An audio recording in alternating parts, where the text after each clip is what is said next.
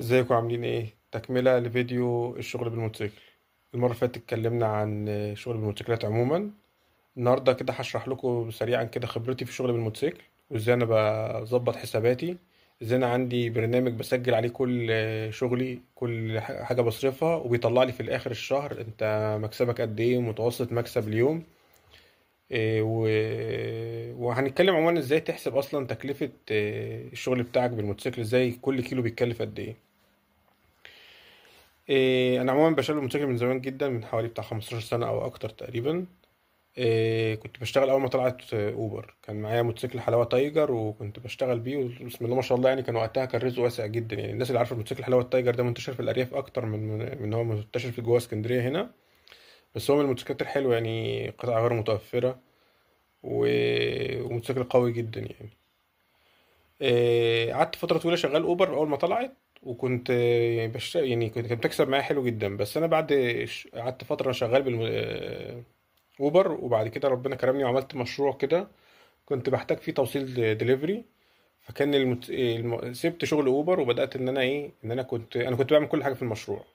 فكان الموتوسيكل كان بينفعني في كنت بروح المزرعة بيه، كنت بروح أجيب بضاعتي بيه، كنت بوصل للعملاء بعد ما اجهز شغلي كنت بوصله للعملاء عن طريق الموتوسيكل. فكان فعلا يعني هو ايدي ورجلي في المشروع.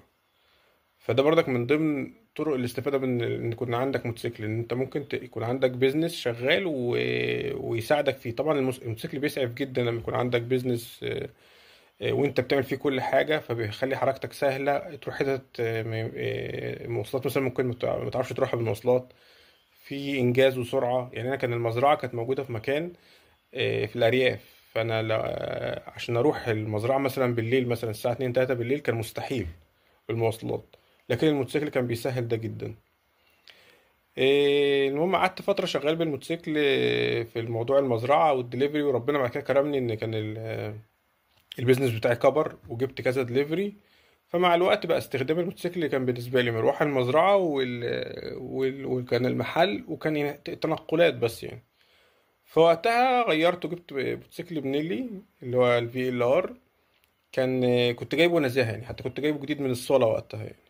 ده كان 2020، كان وقتها البنيلي الفي ال ار عامل 17 ونص تقريبا. قعدت فترة الموتوسيكل اللي كنت جايبه نزاهة وكنت بشتغل بيه كده، مش يعني مش بشتغل بيه، كنت بروح واجي بيه بس.